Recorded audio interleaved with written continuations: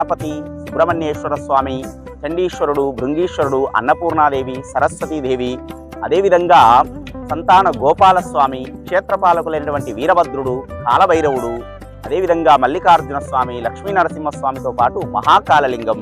ఈ యొక్క దేవాలయంలో నవగ్రహ విగ్రహములను, అదేవిధంగా 32 అడుగుల శిలా ధ్వజస్తంభ ప్రతిష్టాపన మహాఘనంగా ఫిబ్రవరి 15 నుంచి ఫిబ్రవరి 26వ తారీఖు వరకు మహాశివరాత్రి వరకు కూడా జరుగుతుంది.